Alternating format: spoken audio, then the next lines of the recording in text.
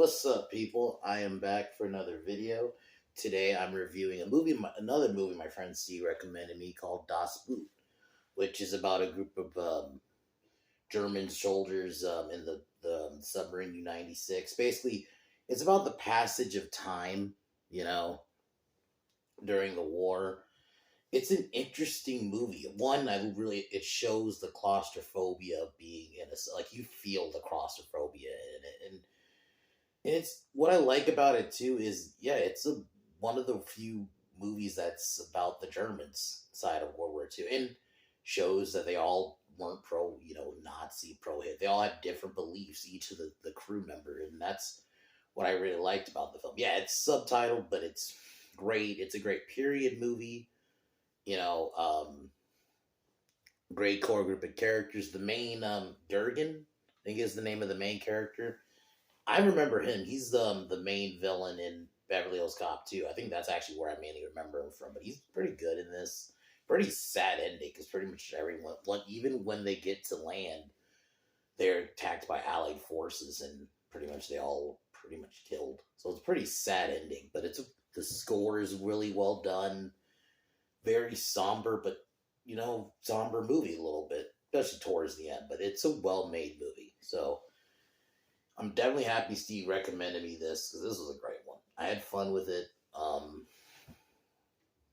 Fun. I mean, it's not a fun movie in that sense, but it's great. Good characters. Good. Just atmosphere. But before we get into that, tomorrow I will be watching Roasting Night Swim because I've watched it. It is fucking terrible. It get why they just threw this in January because nothing happens. It's for I'm assuming it was about an hour and a half. I really wasn't paying attention to the time. Wyatt Russell's wasted. He's just there. They don't explain what the fucking pull. You don't even because I remember watching the trailer just being, what the fuck is this about? It's about a killer pool. That's the best I could explain it. They don't ever really explain what the pool is. They don't go into like why it's haunted or why. It's just you could tell because apparently because I was told that it's actually based off a short film. That it's like it kind of shows me that they should have never made this. I've not watched a short film. I probably will watch it. It works better as a short film. I can just already tell. Like this is something they clearly was not meant to be a whole film because there's just nothing there. It's a bunch of filler and just meandering. They don't explain really what the pool is. None of the scares actually really work. The final act is some of the dumbest shit I've ever seen. None of the family are just they're like the negative version of what a film fan. They're just there to fill airtime. None of the scenes even feel there's no cohesion to them. It's just all just random shit happening on screen. So it just tells me that they clearly didn't know how to stretch it to an hour and a half. This should have only been like a short, maybe 50-minute, 40-minute fan film. This didn't need to be a movie, a whole movie, because there's just nothing there. Or, I mean, I think there's maybe a concept there, but you could tell that that's what this was. It was a concept that they just drew together. So I'm going to talk about more of that tomorrow. I'm actually talking about something good, but I needed to mention that. And the name is dumb. A lot of the movies during the day too. So why is it called Nights? I mean, there is night scenes, but in the final acts at night, but the title has nothing. What the fuck does it even really mean? Why is it called Night Swim? There's no. It's a bad movie. It's not good. So 2024 not starting off really well. So yeah, this is. I mean, I was hoping that. Thankfully, I didn't pay for it. I think that's like my only positive. Yeah, I didn't give it money, thankfully. But yeah, this was not a good movie. It was just. I felt like I just wasted my time. Anyway, I'll talk about that tomorrow. But anyway, tomorrow, obviously I'll be doing that. So let's get into Das Boot. Which out of 10, I'm gonna give this a 9. This was a great fucking film.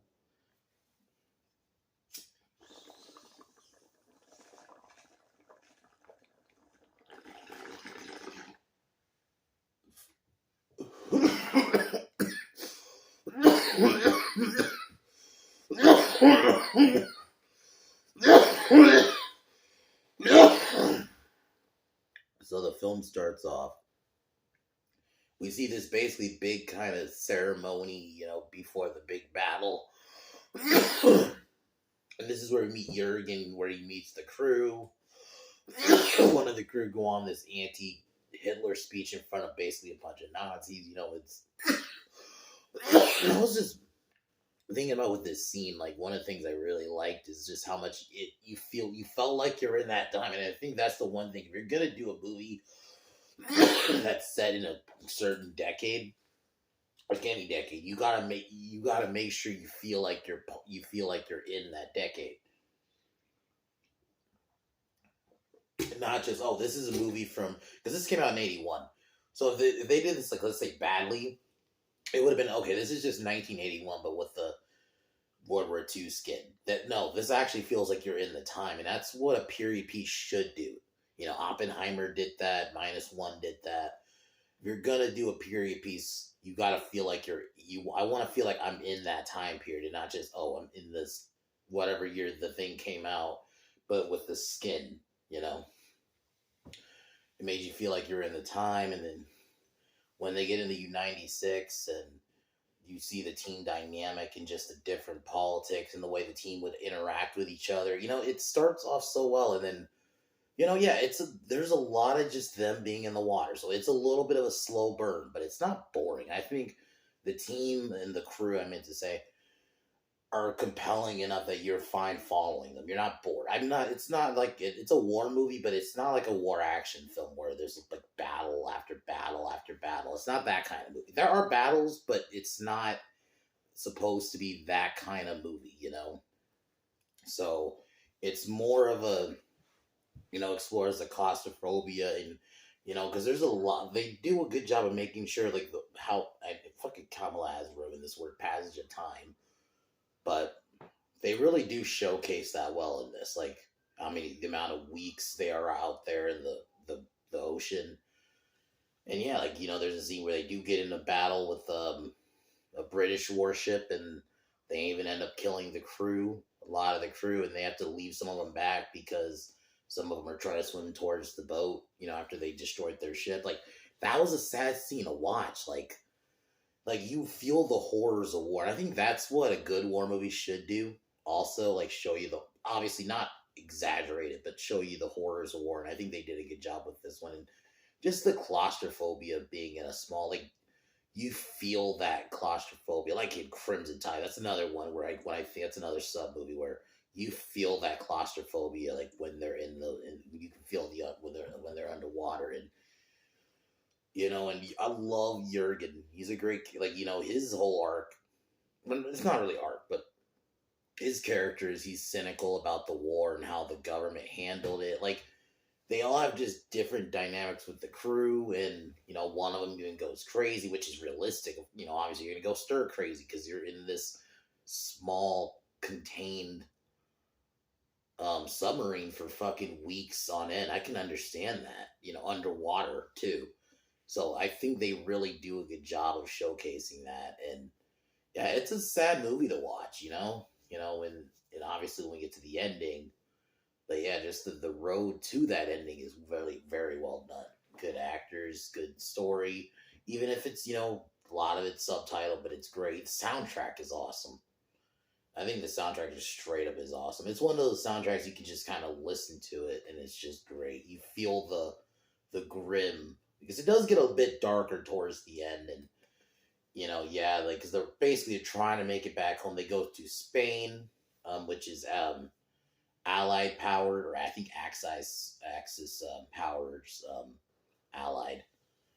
They're Axis powers allies. So then they have to watch out for the Royal Navy, and then they nearly make it to their location, but then they get attacked by Allied ships, and yeah, this is where basically most of the crew dies, including Captain Jurgen, who passes, kind of falls from his injuries towards the end, and it's a sad ending. It's, I'm not, because this is one of those movies, I normally go into detail. I kind of want people to watch this one. This is one I do think more people need to watch, because it is just one of those, it's just, Me describing it to you is not enough. I think you need to actually watch it. So yeah, very sad ending though. Like, yeah, you feel bad for the crew when they all die because you want them to make it out. You want them to make it home for Christmas Eve, and yeah, very sad. So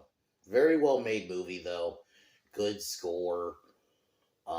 Fantastic acting. The way they showcase, going stir crazy, and claustrophobia, and the how bad war is. They do a lot of. They show you a lot of things in this movie, and it's really well done. So it's on YouTube for free. So I very much it is.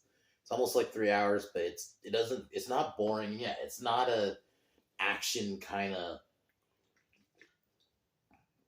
war film where there's battles every scene. Like no, it's gonna be more of a dialogue kind of how being locked in the submarine is affecting the crew. That's kind of more what the film is about. That's a bulk of it, honestly. Them having to survive storms and trying to avoid other warships. Like like I said, there are little battles, especially towards the end, but it's not that kind of movie. So I will say it's a bit slow, but it's not slow to the point you're bored, you know. So overall, nine. I'm probably honestly probably 9.5 to be honest. It's a really well made fucking movie. So thanks again, Steve, for recommending me this. Tomorrow we're gonna be roasting the fuck out of Night Swim. The name doesn't even have anything to do with the movie at all. The pool is so uninteresting. They don't even explore it. I'm not even saying you need to tell me the whole story because I do think there should be an element of mystery, but also you got to give me something to work with. Even the original Halloween, yeah, there's mystery to it. But you had something to still, I know that's a slasher movie, but you still had something to pull to bite your teeth into. Fucking the first Exorcist. There's a lot of mysteries. They don't fully go into like how the demons work in that movie and all that, but they at least give you something to work with. This one doesn't. The pool is just killing you. It's killing people. That's all I gather. They don't really explain how it works. And then it's like, yeah, black shit comes out of it. That's the only other thing. And the family are just there. They don't feel like characters.